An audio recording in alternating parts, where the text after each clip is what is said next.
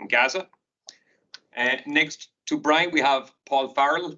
People may have seen Paul in some of the previous, and Brian also as well. Paul is a Principal Security Coordinator for UNICEF. Then we have Florence Poussin.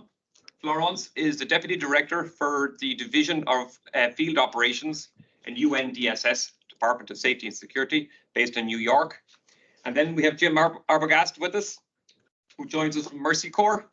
And Jim is the Senior Director of Crisis Analysis with Mercy Corps. We have online Holly. I just don't know if you can hear me. I hope so. Yep, I can hear you. Holly is with us online. Holly is the Managing Principal and the President of Stone Security Engineering. And then lastly, myself, Robert MacDonald, I'm the Chief of Security Operations for UNHCR Field Security Service based here in Geneva.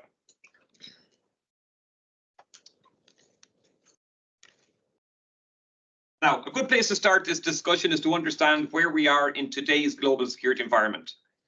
I'd like to turn over to Mercy Corps and to Jim. Jim, can you outline where we are in terms of global security environment, noting humanitarian organizations are increasingly operating in high threat environments? Yeah. Over to you, Jim. Thank you, and welcome to everybody. Yeah, so I think that there are a few trends today in terms of high risk environments. One, I think, is the politicization of aid, which is generating a significant number of threats towards humanitarian operations, and politicization of aid, obviously from governments. That's a bit kind of expected, but also interestingly from national staff in organizations. And we've seen this, for example, in contexts like Myanmar or Ukraine, where at times our staff members, national staff members, are thinking that we are not taking a stance which is like strong enough, for example, in terms of human rights violations, in terms of humanitarian law. And this is like kind of changing the operating environment in a way. Another one is another trend is the complexity of high risk environments today. Humanitarian workers have been used for many years to crossing checkpoints, dealing with non-state actors, and this has changed. Ukraine is an example, obviously, with a prominent actor like Russia, yeah, and the kind of weapons that Russia is using. Another example is Gaza, and I'm sure Brian can talk about this better than me, but with a powerful state like Israel. And complexity of high-risk environment also because it's not just about security risk. Organizations are facing a number of risks which are increasing. Questions around access, questions around bureaucratic impediments, etc. So there is an evolution of high-risk environments, which is making it, I think, more complex also for security departments in organizations to manage things, and we are seeing also within NGOs this kind of shift towards risk management, more comprehensive, and not only security risk management. And security departments tend to take more and more responsibilities in organization in response to the complexity of the environments where we are. Many thanks, Jim. And I really note the politicization of aid because that's something we'll be coming back to later. Jim, I'm going to stick with you and we're going to move into looking at the preparation and planning. Taking into account that we're operating more and more in these high threat environments, how important is accurate information and security analysis to plug into preparation and planning? Yeah, well, I mean, considering the job I have, you will not be surprised to know that I consider this like extremely important, not to say critical. I mean, for example, in security risk management, like risk assessment have always been based on thorough contextual analysis. Yeah, that's not something new in our sector. What has changed is, I think, who is in charge within an organization of providing this security analysis or contextual analysis. And we are also all operating in environments where information is an asset, information has a value, and information is manipulated. We've all seen like the example of ICRC, I think it was in Burkina Faso, if I remember well, and like disinformation campaign leading to very concrete risk for staff members. So having this capacity to analyze the situation, make the distinction between what's information, what's fake news is extremely important to the way we manage security today. Thanks, Jim. And a lot of that information that's out there is available to everybody in the net, and it kind of leads me to the next question. And Holly, I'm going to turn this one over to you because we assume that the importance, detail and accuracy of this information is also related to the technologies and the weapons that are being utilized. Understanding that a number of staff will be operating in the context and examining structures and the environment that we build. Why is this important to understand in our planning and preparedness?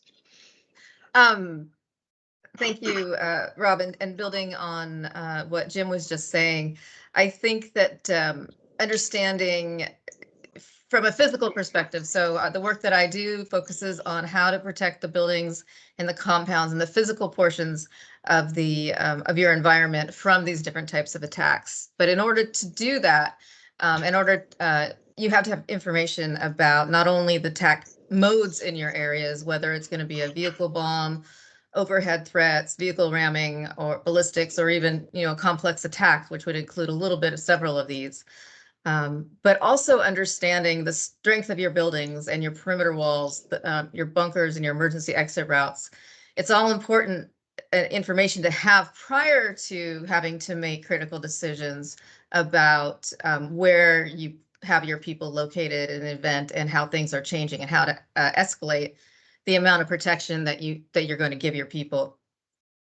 For instance, say you have, if you have a building and compounds that can that you have five buildings, for instance, sort of a combination of residential and office. All the buildings look the same, and there's a threat to your compound.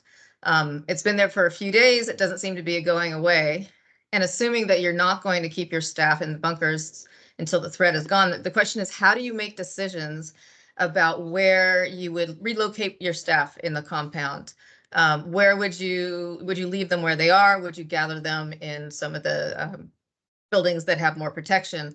But if you don't know ahead of time, it's very difficult to make those decisions. You don't know how your buildings are going to respond to the different types of threats. A few years ago, I was doing an assessment of a compound in a high threat environment, and the exterior walls of the buildings all looked the same. And they looked like they were very robust concrete. However, like once I started digging in and getting to really understand what they were constructed of, they were really just this hollow block with a very thick layer of plaster that made them look strong, made them look like concrete. But there's a big difference in how a building with a concrete wall versus a building with hollow brick wall will respond in an explosion, and that means how much protection is there for your staff and the people who are in the buildings. And to make matters more complicated, even all concrete buildings will respond differently. It all depends on how they're designed, how they're constructed, the quality of the construction, and the condition of the buildings themselves. So all of that background information is really useful in your planning and your preparedness process, because you can make informed decisions about where you can keep your staff, where is the safer places on the compounds. And without this, it's hard to plan for this type of scenario. Thinking of the buildings and your compound as part of the tools in your toolbox to protect your staff and your people. Thank you. Okay, many thanks, Holly.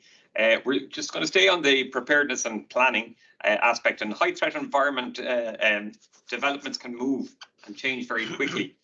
I'm going to ask Brian about how do humanitarian organizations navigate this dilemma with the developments changing very quickly and dynamically.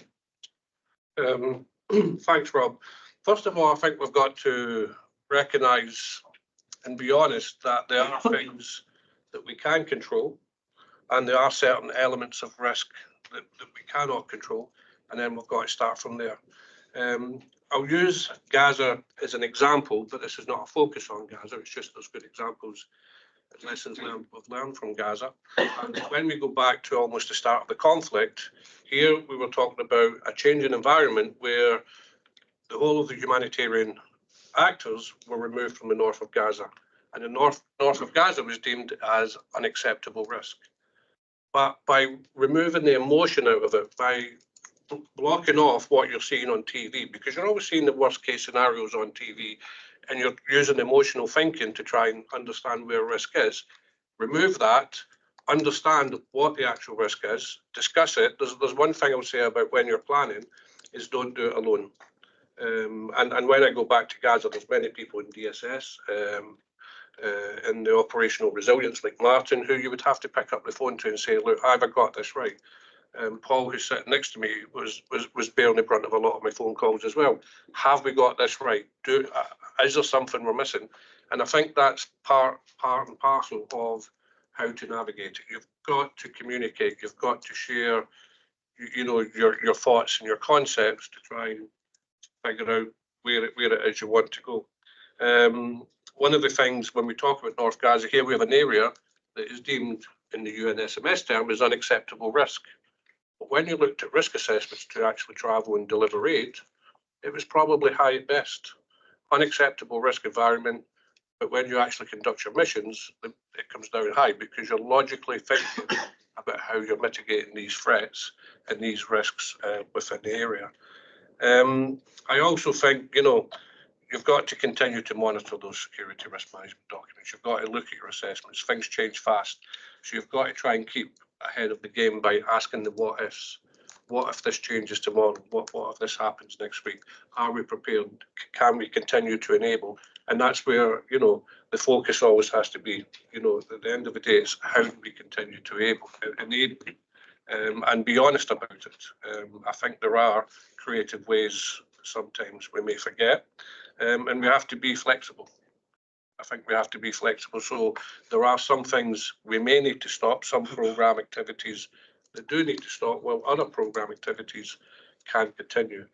So flexibility, consultation, and remove emotion from the risk assessments, I think is the three key takeaways I would take.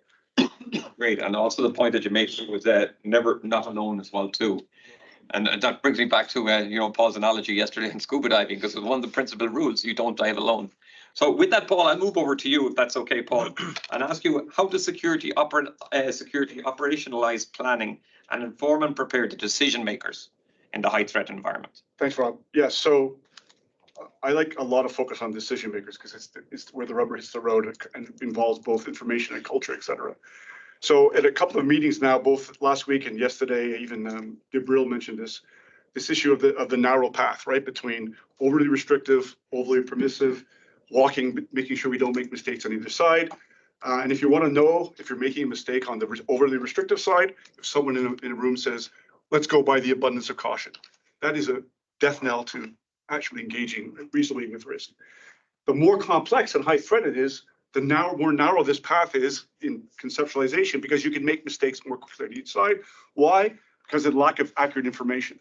So we know information is important, but I want to focus on the idea that the decision makers probably won't have it. So how do we prepare them to be able to not go into fear and uncertainty when they don't have this information? Because that's reality. So this is where the planning comes in, right? So if we have good plans that are scenario based with triggers, and we exercise these plans, even though it's not exactly the same as what they're going to experience, decision makers will have had the experience of visualizing a path through that difficulty. They'll have went through something that was seemingly difficult, and they figured out, oh, I can still see a path through here. I can see that this may happen, but it may not affect us. And they can have a way in which they think, oh, that triggers, and I have actions I can do. So this is very important to run these decision makers through this planning and exercising, so they just aren't hit with this, oh my God, I can't do anything, I can't figure it out. And even if it's not the same, that visualization of a possible way forward really helps them have confidence during an actual problem. Back to you, Rob. Thanks, Paul, reminding me of the prepare for the worst and hope for the best was a comment that was made yesterday. I'm going to go back to you, Brian. I know you gave one example, but providing an example of good practice in terms of security preparedness and planning in the high threat environment and how this enabled continuing humanitarian operations. If you can speak to an example of that, please. Yeah, sure. And again, I used the same example, I think, yesterday in enabling risk. Is when we looked at Gaza, I mean, we talk about unpredictability. What happened in Gaza was not unpredictable. It's 6 wars old. It's every 2.5 years there's a conflict. So when we looked at UNRWA, how do we prepare? There was one thing, what are the risks for the next conflict? So we drafted up the security risk management documents, we parked them on a shelf, and we waited for it to happen. Sadly, it did happen, so we had to unpark it, and we had to start operation in it. Now, what else did we do apart from preparing our risks? Because by understanding the risks, we also understood what resources we're going to need to navigate through this crisis. But then comes the training.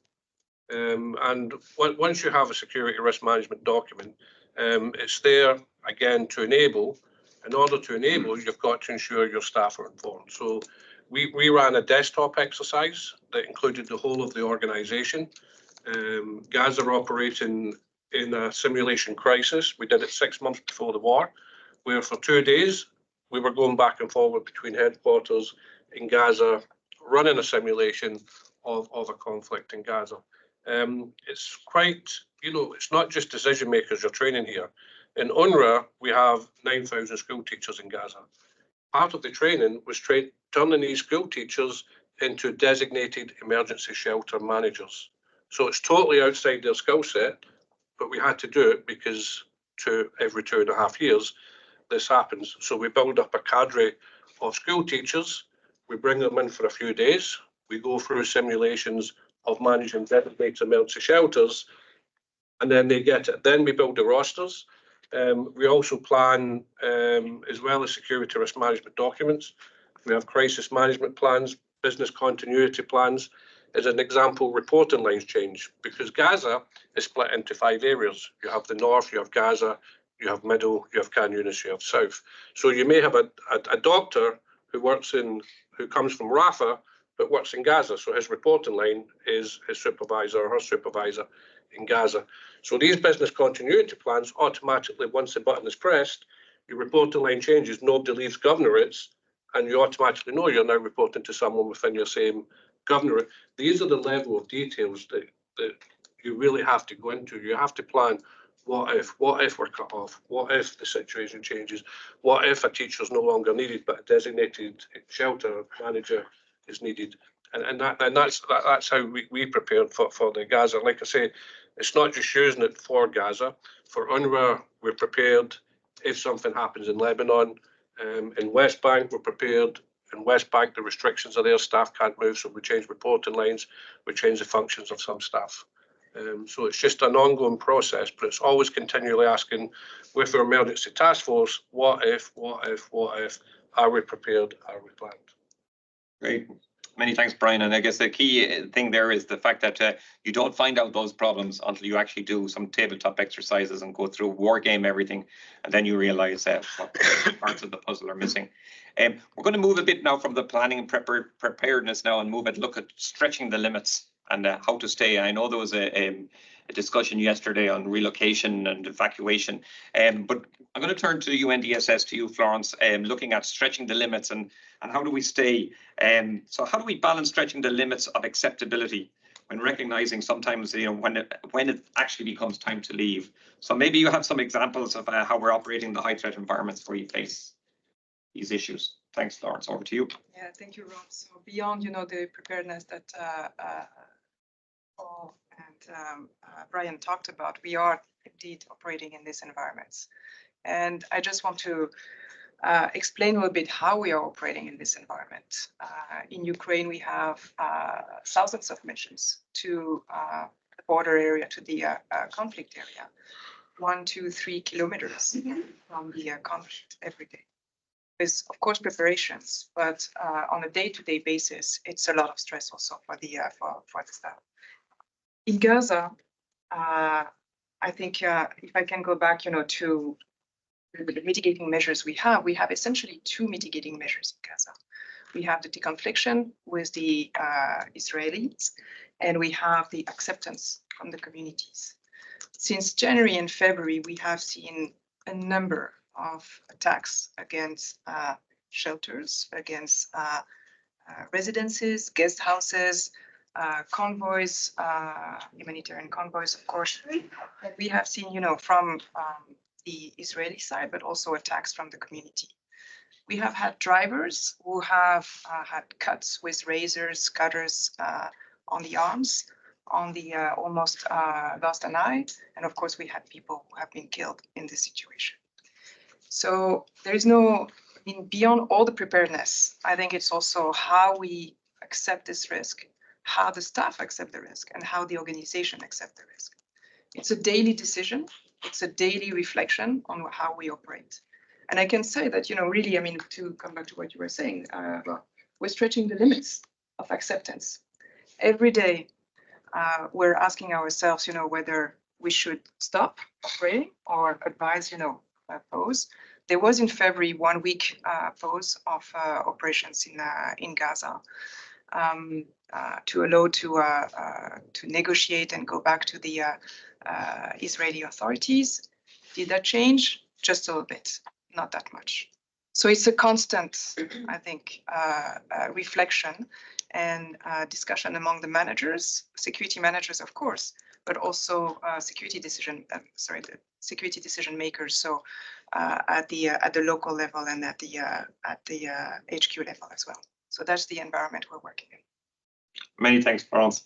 We might move away from some of the softer things. When I'm saying that softer is the deconfliction and the acceptance, but maybe some of the more concrete, if you pardon the pun, Holly. I'm going to look at to ask you, do physical security assessments and information on vulnerabilities and protection measures on structures and the built environment support this stretching the limits aspect in decision making? Thank you, Rob. And, I think that, I know that the decision to scale back must be a really challenging one. As threat environments, high threat environments that you all are working in are the places where your efforts are most needed. So figuring out how your buildings, how your compounds, how your built environment can help you stretch the limits, stretch how much you're comfortable staying in a certain location can be really important. I've done multi-threat vulnerability assessments and implementations and reinforcement of compounds in places like Yemen, Libya, Somalia, Afghanistan, and some of the other high threat environments that you live in and you work in. And one of the things that I bring to the table that I can do for you is I can help you, work through the physical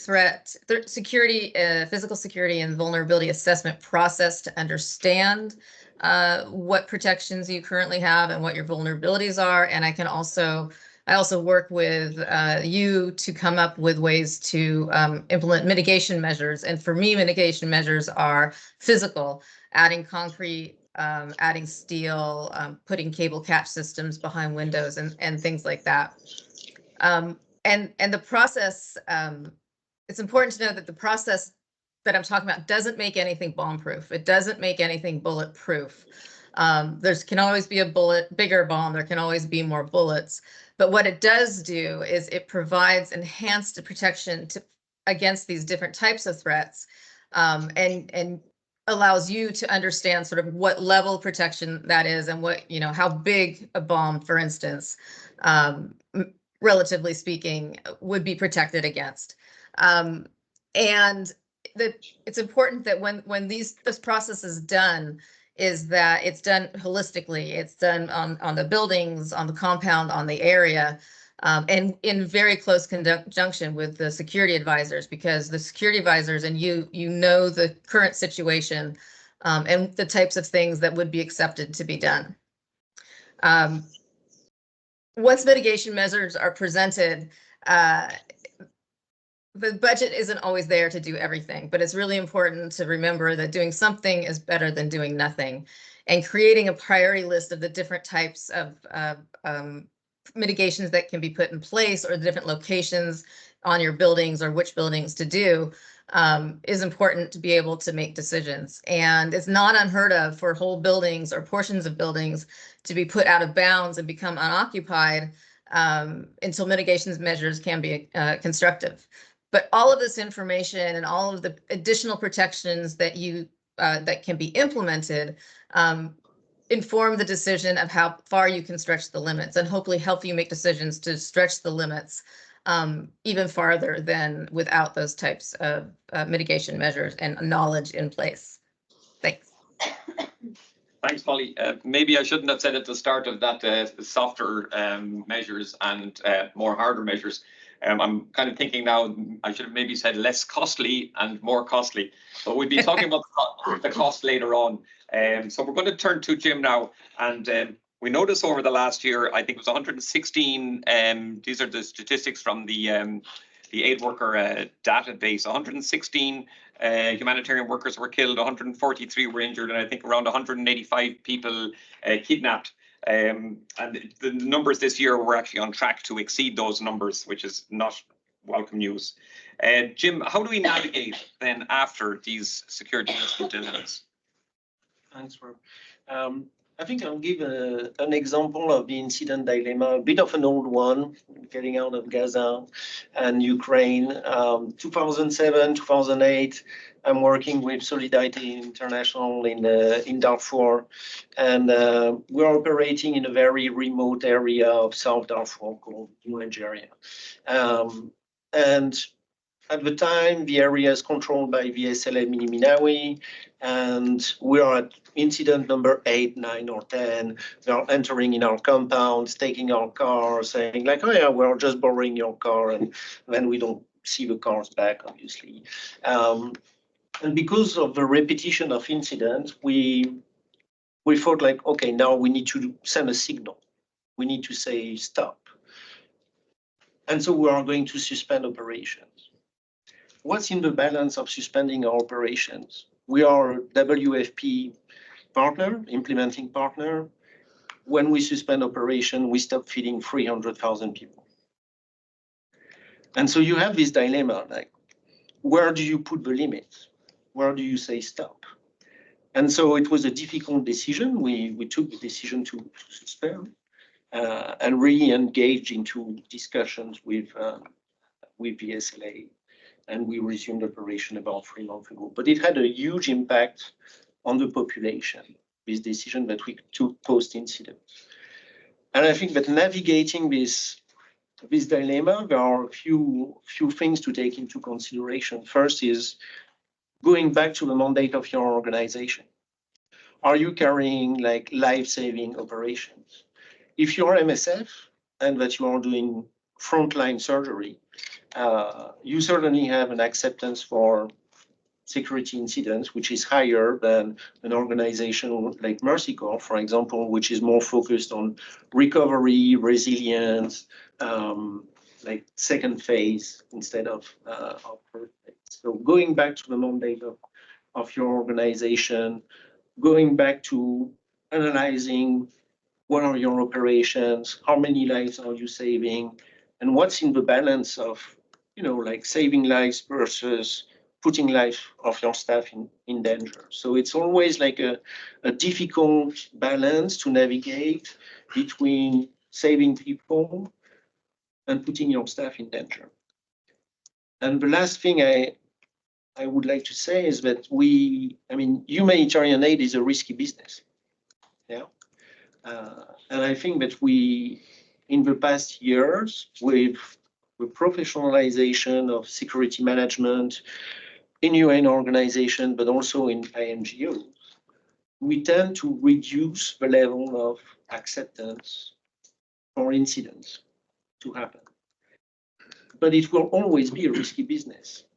So if we want to save lives in Gaza or in Ukraine on front lines, we need to take risk, and we need to accept that we will not be able to prevent everything. And so organizations need to be prepared to deal with the consequences of incidents and potentially with the death of staff. So yeah, like the incident dilemma, I think, is really a matter of balance between what do you bring to populations versus putting your staff in danger. Okay, many thanks, Jim. We've already discussed preparedness and planning, and then we've looked at stretching the limits. But really the core of what we're looking at today is thriving. So we're going to move on to actually thriving. And if I hit back on my analogy of scuba diving that I stole from our panelist, Paul, it's about, not just getting to the bottom of the ocean floor. It's what you do when you get there, how long you can stay there, and exactly how much more you can do. So I'll turn to you, Paul, and ask you a question in relation to training and preparation.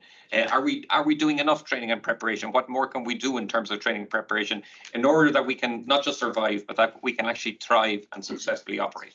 Over to you, Paul. Yeah, I mean, we mentioned earlier about the need for preparing the decision makers, right, through exercise. Well, staff need to be prepared as well. For sure, training is a really important aspect to prepare them to feel comfortable to continue to operate when things are getting very complex and dangerous. We know we have safe training, heat training, and things like that are great examples, but other training staff need, including humanitarian negotiation, IHL, things like that, are all very important. Many times here we're talking about dilemmas that we're going to see. So a lot of the training we do, whether it be security leadership or humanitarian leadership, involves dilemmas. Here are the dilemmas. This is not going to be perfect, and to prepare these decision makers and staff to understand that they're not going to be in a perfect situation. Also, don't underestimate the power of experience in emergencies. And what can your organization do to have an actual staff management plan globally to move people around and give people experience in emergencies, so that, and UNICEF's an example, not every place UNICEF works is an emergency situation, but it could switch like that tomorrow. And so we have an actual strategy now to make sure most staff have been rotated through emergency experiences is the best training in some way. But when the complex situation is happening, there's also communication. This is very, very important. From the security side, do we explain to people, okay, here's how we did our assessment. Here were the assumptions of our assessment. Here's the information we used. Here's what the risk we say it is. Here's what the measures we have put in place and why we put them in place. And here's what you need to do to participate in them. And also to create the two-way mechanism so they can give us feedback and go, that measure's over the top, it doesn't work. I'm going to talk to children in a feeding center and I'm wearing a PPE and there's no one around. Do I really need to do it? That feedback is very important. On what is effective, as well as information they get from their missions, from what's happening in the field, so it's informed. Also, for staff to continue and work in these environments, they need to be told what support they're getting, what support they will get if something happens, what support their family's going to get. They need to be reassured. And if staff are thinking about something else at the whole time that their families aren't taken care of, things like that, it's not good. Finally, the other issue of communication and training and briefings is anything in real time to try to avoid complacency.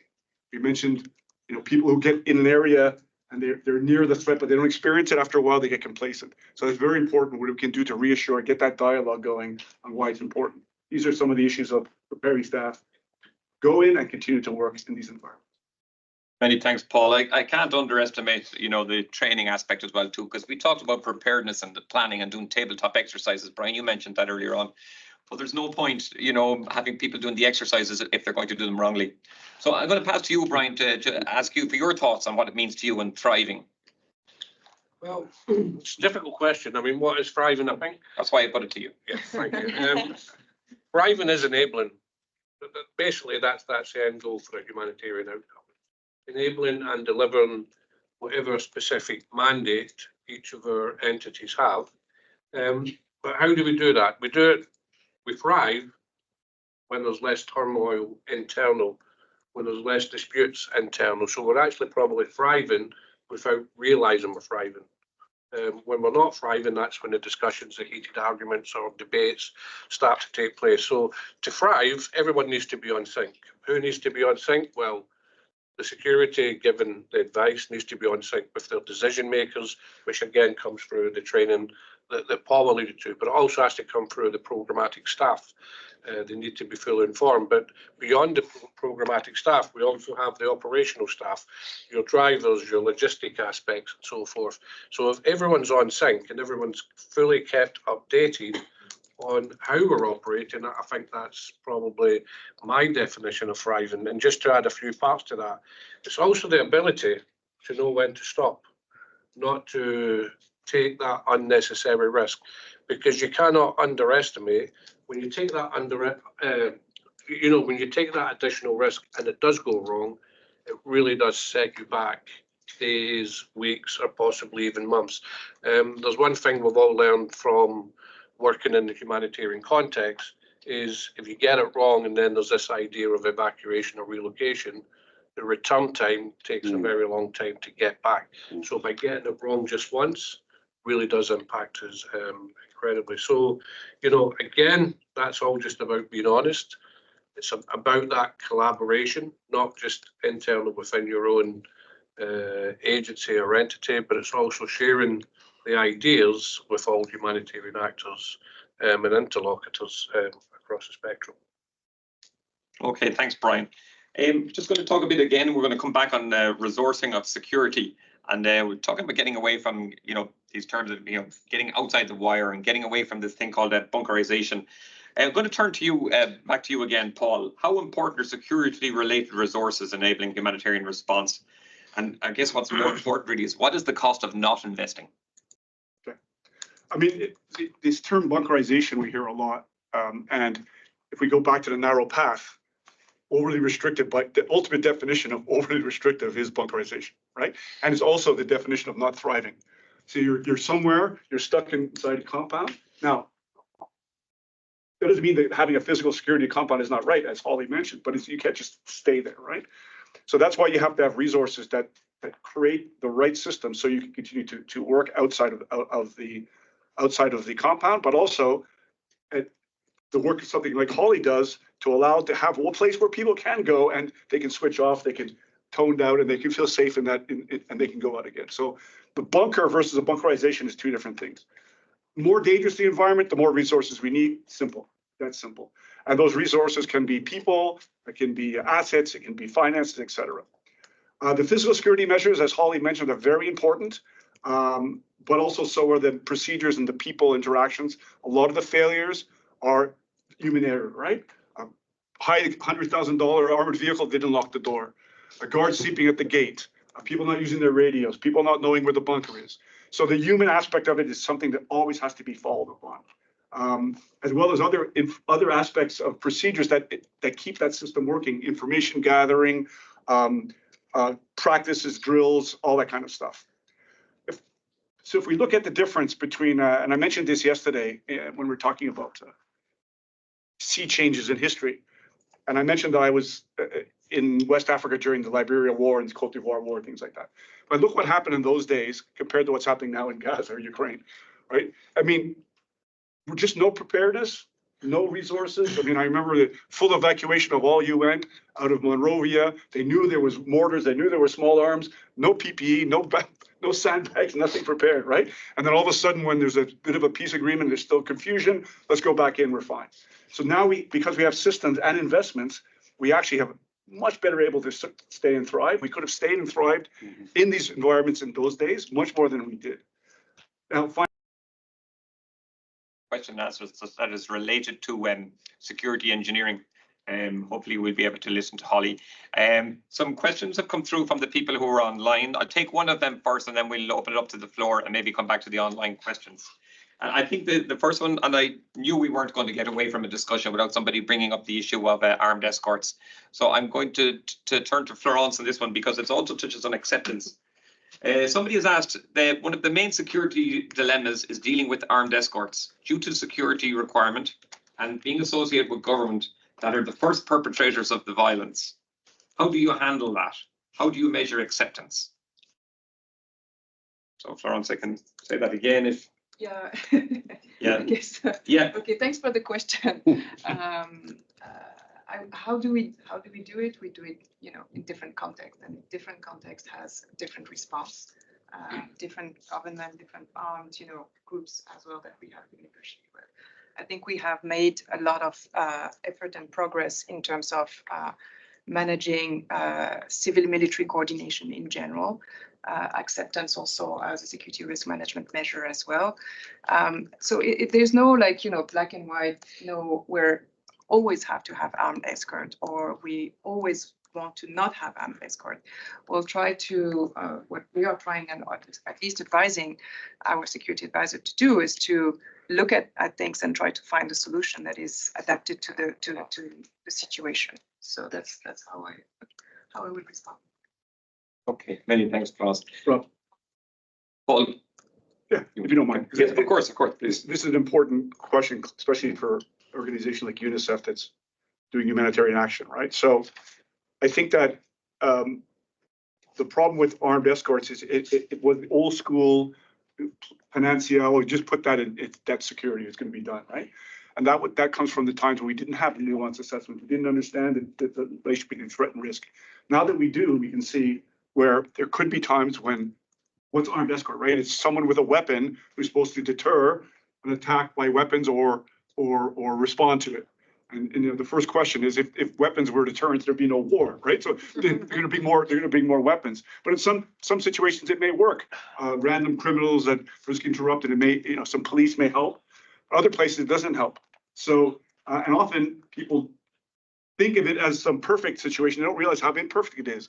They don't know if there's any ammunition in the weapons. They don't know if the weapons work. They don't know if the armed people know what they're doing, know how to respond. So we're much more nuanced now in our ability to ask these right questions and to really put it in its proper place as a possible risk management measure of prevention and possible mitigation. But in many places, it's really not as good as people think it is. Many thanks, Paul. Holly, I'm told you can hear us now. Yep, I can hear you now. You can hear us or not? Yes, can you hear me? No. That's not going to work. I think now, can you hear me? You can shut her down. Voice mute. Volume.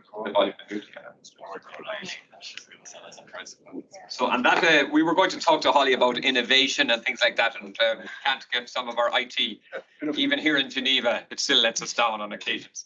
So I'd like to turn over to the floor now, because it's fair to give a third opportunity, because we really have a really great and team here from really different perspectives from all across the environments as well too. So the chances to pick their brains as well too. I see one hand up. So if you'd like to just introduce yourself briefly, and then.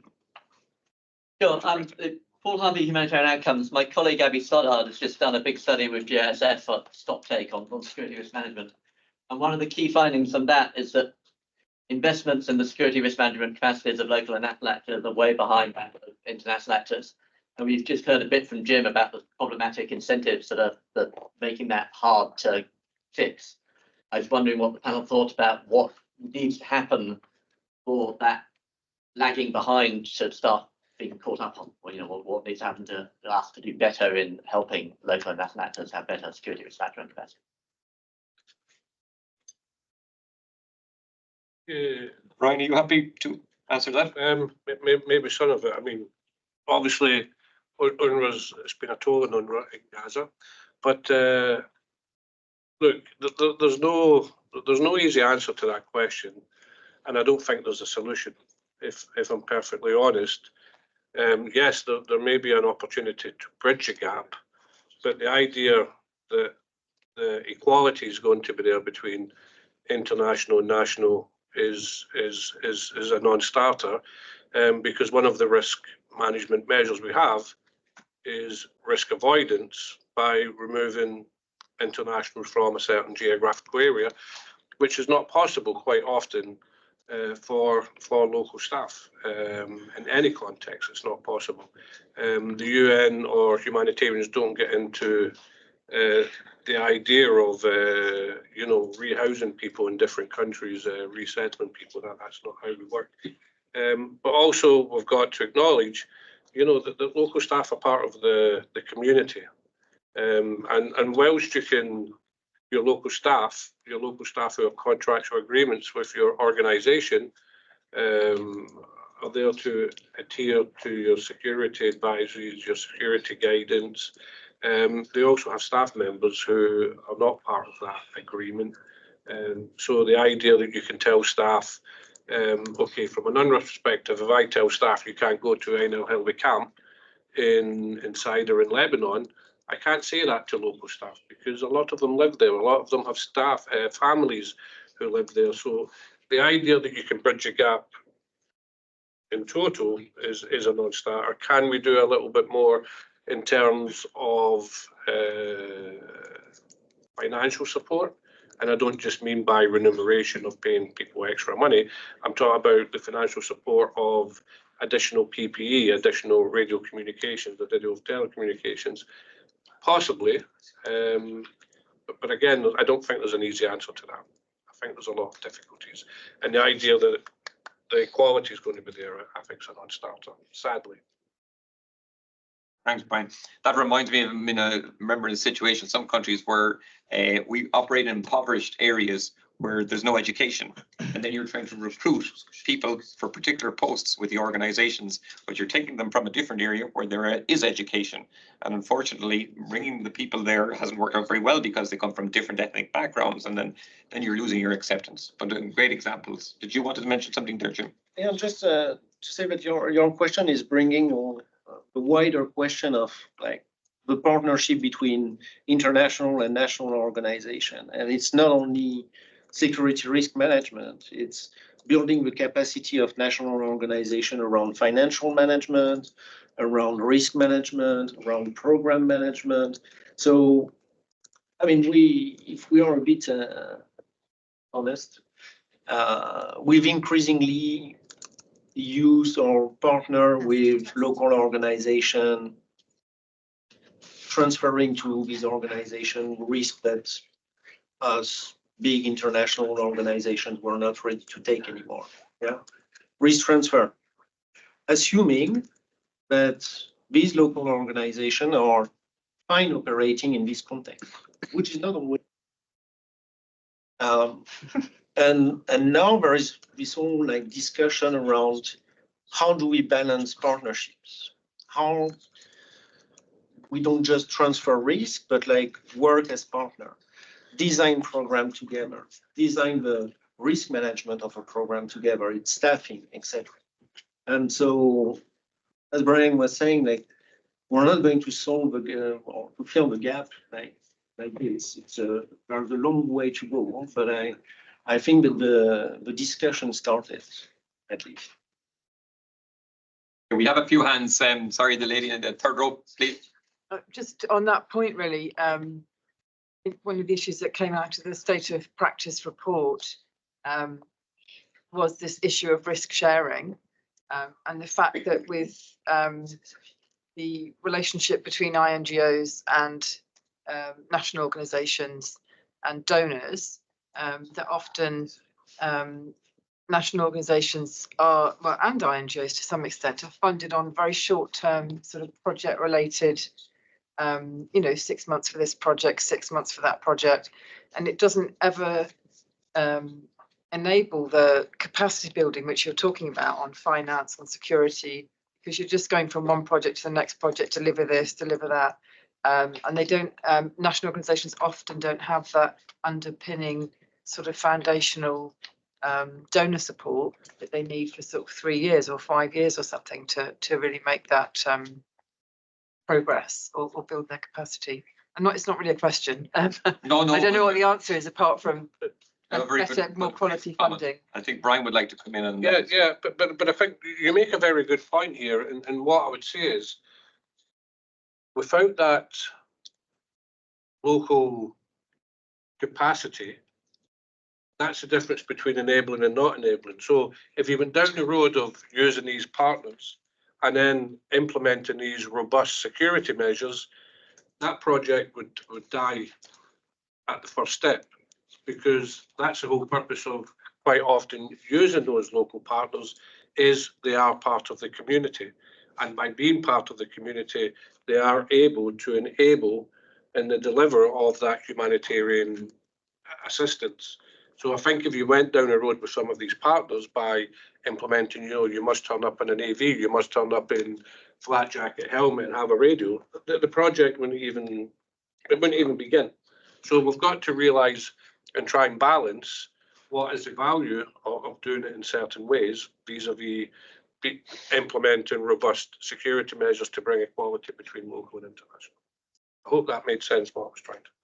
Yeah, I think it's just a very UN perspective, because Okay, thanks. And thanks, Brian. The gentleman I think was next here. Yes. Yeah, thank you. Partners from GISF. I have a question specific to Jim, but others may want to chip in as well, because it's an INGO specific question. So over the years, my experience, and others may share the same, says that if you invest over time on nurturing a culture of security risk management, it pays dividends. And actually, it allows you to thrive in turmoil. So my question is, for Mexico, for example, being like a dual mandate organization or a multi-mandate where your CEO or your senior leadership team one day will have to deal with a 400 million USAID RFP for Food for Peace, and next day you have to deal with scaling up in Sudan. So how do you infuse security risk management in the DNA of the organization so you are prepared ahead of time and you make it part of who you are when you actually have the big money from the development side, and then you deal with a lower portfolio, but maybe more important on the humanitarian side? So I'm just wondering what makes you, what can you do as a department so your middle management, your lower staff, and your CEO, they're all like on the same page when it's necessary? That's a bit like a difficult question. Like changing the culture in an organization is always something that takes a lot of time, a lot of energy, and that's quite complex because it's not only about processes. So yeah, there is a part which is strengthening your risk management processes. There is a part which is about training your staff, and there is a part which is a lot around communication and engagement. And when we did the security audit, one thing that we found was that it needs also to come from the top. Yeah, if your CEO is not security aware, if security is not top of the agenda when the CEO is meeting with other people of the SMT, then that doesn't flow down. And sometimes you have better awareness actually at country level because people are actually having to manage security on a day-to-day. So that's taking years to change the security culture in an organization. I mean, in Mexico, we've put this as a priority, but we are looking at 5 years, yeah, to really evolve in terms of the security management culture. And what is making things a bit difficult in an organization like Mexico is that we often hire country directors coming from the development sector. And then these country directors, suddenly they have to switch and manage a humanitarian situation. And that's not the same skill set. You don't need the same profile to manage humanitarian program and to manage development program. So there is also like this question around human resources and bringing the right profile at the right moment and having a diversity of profiles within your organization so that you can shift and sometimes replace the country director in a country because suddenly the situation has changed. Thanks, Jim. We see that quite a lot, and sometimes we're victims of our own success. So sometimes we see that because we haven't had fatalities or casualties in particular, we get complacent. Well, let's say maybe some of our managers, and some of the managers that take more interest in security are the ones who have had, unfortunately, a past experience where they've experienced a fatality or an injury. Is there any other the panel members would like to expand on that, just on the points of how better to get the DNA of the security culture? Sorry, get the security culture into the DNA of the decision makers. Paul? I was thinking about this and combining Paul's question, this one, right? So often when we talk about partners, I use the analogy that from the UN perspective, that we're implementing partners of governments, right?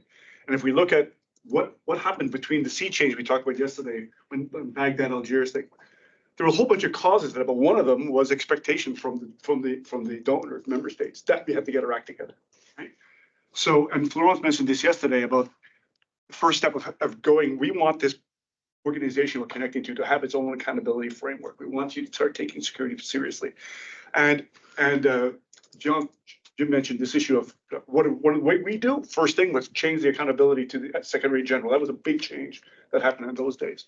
And if we talk to what Rob mentioned about being complacent, it's about realigning the incentives, right? So if you can't imagine something bad happening to your organization, so you can't actually fix it, then some other incentives need to come in, including pressure from your partners. Go, guys, you got to get your act together, like the member states did to us. So I think we have to help people. We have to give them the capacity. We have to share, but we also have to expect more professionalization of management, and it can happen from partners downwards all the way to the extent possible. But there's a way to work it, and it won't change if they don't have the right incentives to do so. And we play a role in those incentives, in my view. Thanks, Paul. I think there was a hand here earlier. Yeah. Oh, sorry. Yeah. Ladies first, if you don't mind. Yeah, because I saw your hand earlier, and then. Oh, Yeah. no, this is the first time I'm raising my hand. Okay, sorry. Go ahead. Anyway. Please go ahead. Thank you. This would be for you. I'm interested in mapping the kind of model or approach or view or heuristics, etc., that you would have in high-risk situations to the global governance.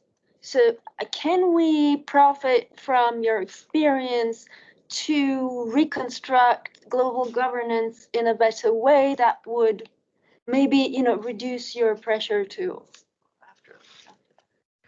Well, that's a complex question. How am I going to take this? I mean, security risk management is like first and foremost like on the ground. Yeah, so at country level, and then at regional level, and then at global level. And I think that empowering staff to manage security on the ground is important. And it's not just like empowering in terms of, okay, you make the decision, you're responsible for it. Yeah, it's not like transferring the responsibility. It's like it's empowering with the resources to actually manage. And there are decisions which can be taken at country level, others which need to be at regional level, and then really big strategic discussions or decisions need to be at the global level. But not everything needs to be decided at the global level, actually. So that's also something that we've reviewed a bit, was in our crisis management protocols, like looking at what does the CEO really need to decide? Yeah, and that cannot be decided at a field, more like at a field level. And you realize that there are not so many things actually which need to be decided at the CEO level, and that can be decided at more like a local, regional level. But that depends also from an organization to another, how your governance is built, how your accountability systems are built. So there is not like one answer or one solution to this. It's very organization dependent, depending also on your mandate and kind of programs you are implementing. Thanks, Jim. Sorry, I'm not sure, but yeah. Full answer to your just in interest of time, if we can just move on very quickly. Thanks. I hope my question and answers will be short. My name is Enya Muth, FHI 360. So I'm going to take it from the governance level back to the field level, using the diving analogy, going a bit further down, and using Jim's segue of having the right profiles, right? Because, I mean, we need to stay and deliver thriving in turmoil, it's based on people in the end of the day at the field level. How do you decide who should be staying or who are the right profiles who are actually working and thriving in turmoil and enabling? And last week, of course, we heard about the different profiles and diversity and so on, right? And of course, we do the program criticality analysis. We decide also who the critical staff are, but that is all based on positions on the programs, right? But very often we have to make decisions based on people's individuals, characteristics, behaviors, experience, I think, as Paul mentioned. And that is very difficult, and it's very difficult for field level security staff to kind of make these decisions, because very often it would mean to recommend that a country representative, a country director is maybe not fit for purpose. So it needs to come maybe from a higher level, more policy side. Personally, I have never seen much formalizing of that because it's a true dilemma, right? Dilemmas by definition, very unpopular and hard to talk about. So again, the question was longer than I anticipated, but what characteristics, what factors do you look in when making these decisions? Okay, it's a great question, and of course we have people from different divides here. We've got UN agencies, the UN Department of Security, and then we have Jim, stuff from the partners world, and maybe there's three different answers to that. I think this is probably going to go, if I turn it over to the agencies, and we're certainly going to hit on program criticality here, but maybe I turn to Florence first of all to for maybe a perspective from outside the agencies that's looking at both sides of the divides. Yeah, what we realized in the context of Ukraine, but let's start. Yes, sorry. So what we realized in the context of Ukraine, maybe that was something that we had before, but it was really clear in Ukraine because it was only, development focused type of UN activities. And from one day to the other, we had to shift to humanitarian support. So it was obvious that we had to change, the profile of the people who were supporting both on the security side, but also from the programmatic side. Definitely, there was a lot of changes. So how do we navigate this dilemma? I mean, what I mentioned yesterday, we realized that we have to add more people who have the, enabling humanitarian experience, in addition to those who are also who have the knowledge of the situation, locally, etc. So all this characteristic doesn't mean that we have only one profile of people. We still need to have, a diverse team of people, depending on the locations. But generally, in the response, we realize that we do need to have diverse profile, diverse type of people with more enabling, focus, if you want. And that's what we had been doing that through search, and people need to also be volunteered to do this. I can tell you, that we didn't lack volunteers to go to Ukraine. We do have difficulties to get volunteers to go to Gaza. That's more difficult to get people to go in this environment. So and we don't want to put that into a policy concept, but that's something that we're navigating on a day-to-day basis. Yeah. And Paul, you've been from everywhere from Liberia to East Timor. Maybe some perspectives from your experience.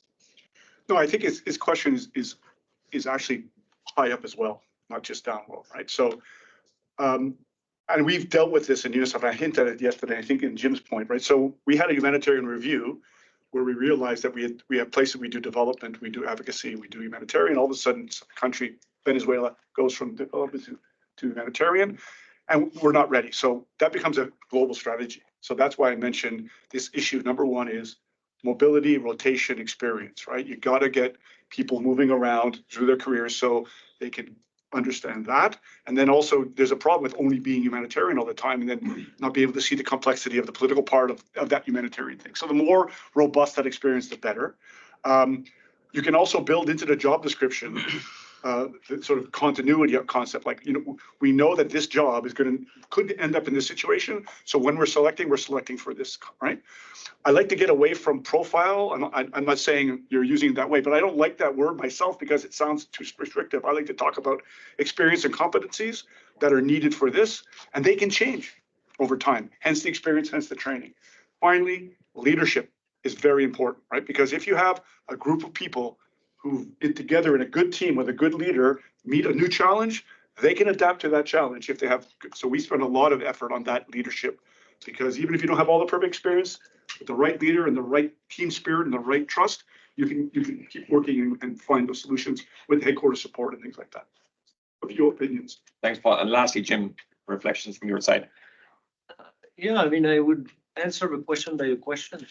The question that organizations should ask themselves is like, what's a good humanitarian program manager? Yeah, what are the skills, experience, making a good humanitarian worker?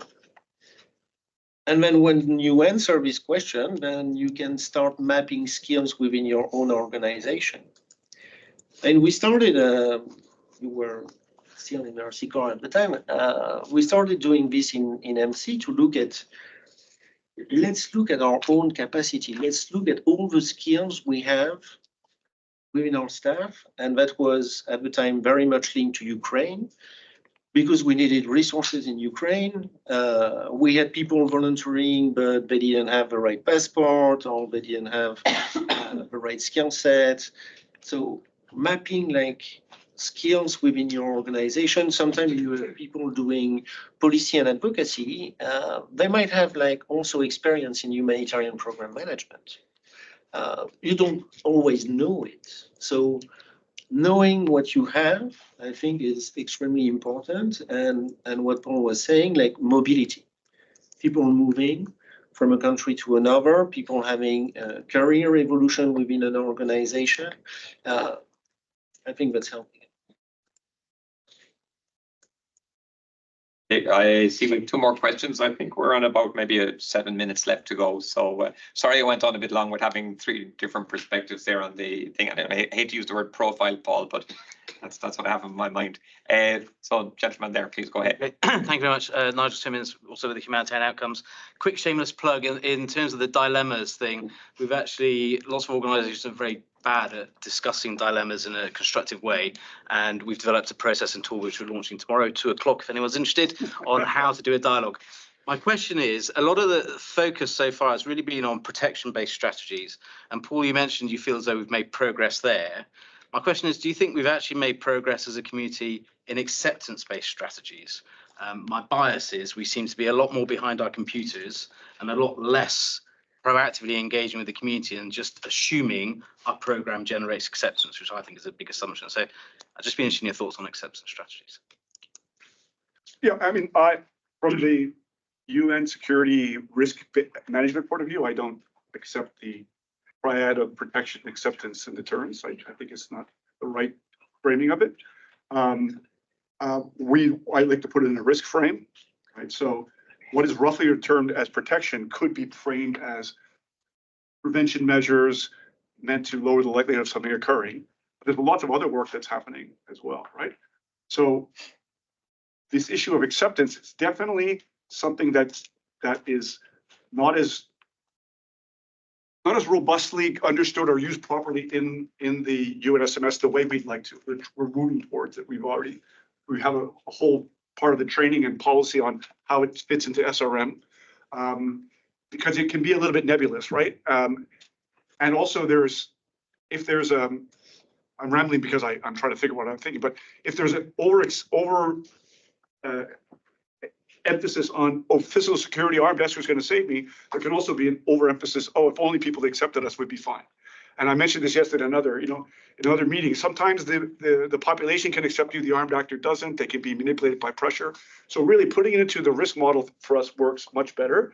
But if you want to use acceptance, we have to make sure that it's properly prepared, properly executed, and properly analyzed. But we're definitely seeing, as Florence mentioned, even in Gaza, it's something that's part of all our discussion. But I see it all part of prevention and mitigation within risk management versus that triad that I see often in the NGO narrative. Maybe I can add to that as well. One of the reasons why it's difficult in the UN context to have, to really use acceptance and mainstream acceptance in the way we operate is because it forces us also to have much more collaboration than we want to have, right? And because when one organization negotiate acceptance, it has to be, it cannot be for only one organization. In the UN context, it has to be for everyone, right? And we know that this collaboration is difficult at the local level. So that's something that we're still working on, but I think we do have much more ways to explain to our security advisors, how to improve it. But we also need to have much more collaboration at the local level to make this happen. Great, thank you, Brian. Yeah, maybe UNRWA can be the exception to the other UN entities. So in UNRWA, our security risk assessments, we build them using the same algorithms as the UN SMS, but we do have the added focus of acceptance. Why do we do that? We have 32,000 staff. 99.8% of those staff are Palestine refugees delivering to Palestine refugees. So there was absolutely no way we could not work with acceptance. 19,000 staff are school teachers, Palestine refugee school teachers working in Palestine schools. Acceptance, it has to be there, but it also helps us go further. So our risk assessments, where we might be working in southern Syria, for the UNSMS staff, they will require an armoured vehicle to go to some of these places. Our staff are driving, and touch wood, we've not had any fatalities for quite a few years in Syria, but we're still able to operate there. We're operating in the Palestine refugee camps, and it's only for acceptance. So when we're doing the food distributions, when we're doing other health centres, etc., when we have these disputes or arguments, it's done through our local chiefs in the area who can have that dialogue to bring resolution to some of those concerns. So I do think we have some very good best practices, just due to the nature of the work and the nature of our staff, where acceptance 100%, not only is it a great risk management strategy, but it's also a very cost-effective risk management strategy, which is equally important. Many thanks, Brian. I don't want to let somebody down. There was one final question. I saw a hand raised. Yes, sorry. I think it was mine. Zoe Knight from ILS.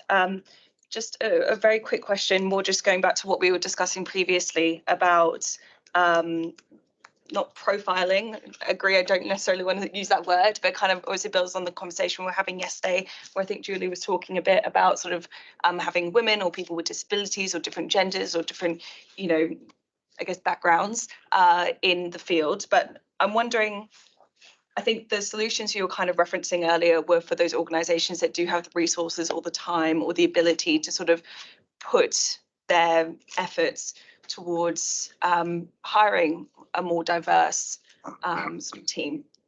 What advice or how would you suggest these smaller organizations that don't have the ability to sort of provide that additional training or provide that extra PPE or provide those extra sort of resources that those more diverse backgrounds or people might require in order to operate in the field?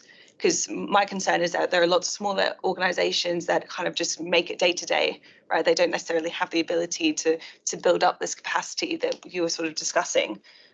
So what's the solution for them to move away from these sort of like easier hiring options, or these people who are who might be more trained?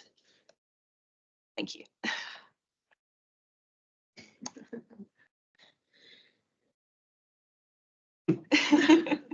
Not sure I'm in a position to give advice to other organization, but diversity is important at many levels. It's important also in terms of security risk management, and I think a lot of progress was made actually in terms of like integrating different perspectives, especially into risk assessment. I mean, the time when the risk assessment was done by the security officer or the security manager alone in his office, like that's really the past. And now there are way more inclusive processes to do it. I mean, building a diverse workforce, that's a matter of strategy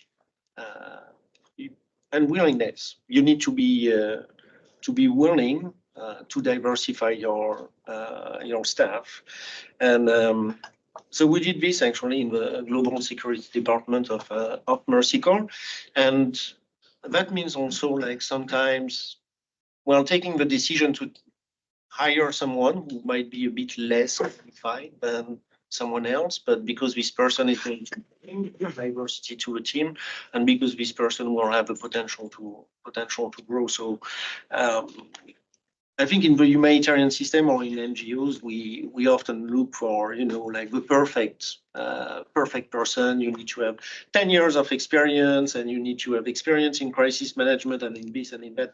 And we don't find. So it's also a matter of investing in people, believing that people can grow, can learn. And you need to be willing to diversify. It's really something that you need to look for, strategize, take sometimes difficult decisions. And have funding. Funding, I mean, money is Thank you. behind everything. Okay, many thanks. We've just run over time. So we're just going to wrap up very quickly. We're supposed to have 1 minute for reflections from each of our panelists. I'm probably going to have to ask them to do that now in 30 seconds. Thanks for the great questions from the floor. So starting with you, Brian, just 30 seconds. Oh, you put me on the spot. No, you know, to thrive in turmoil, I think it is all about collaboration. I think it is about capacity building. And really the big one is being prepared. You've got to plan for, I think you said at the start, Rob, you know, you plan, you hope for the best, but you plan for the worst. And if you stick to that strategy, I think that's where you can thrive. Very good. Paul? I don't want to say anything about this session. This is my last session, so I just want to say something in general. I think it linked to something Zoe said yesterday about outreach. I hope that these panels have shown the audiences that security is not a joke. We're not simplists. It's very complex, and we're trying our best to, in a very complex situation, to keep people alive and to keep people working. And finally, I want to say you've seen us all up here on the panel taking the credit, but really this would never have worked. And I want to say this except for the support that came from Bridget, and please stand up, Bridget, and say thank you, Liwei and Kyla Maria. Thank you so much to making all this set up, and our great moderator. Thank you. Many thanks, Paul. Florence? I would like to thank all the staff that are working in this high-risk environments, national staff, local staff, and their families who are still there. Thank you. Jim?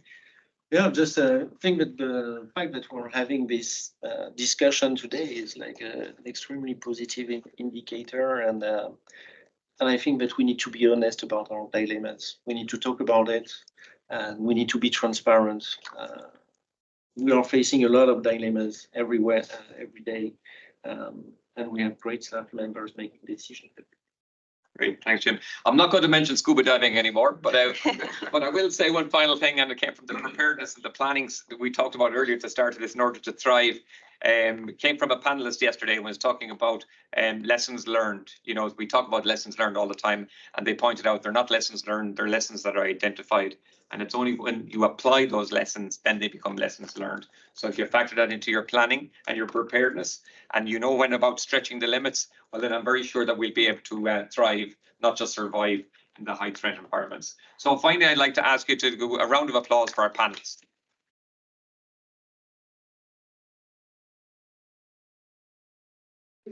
We're done time.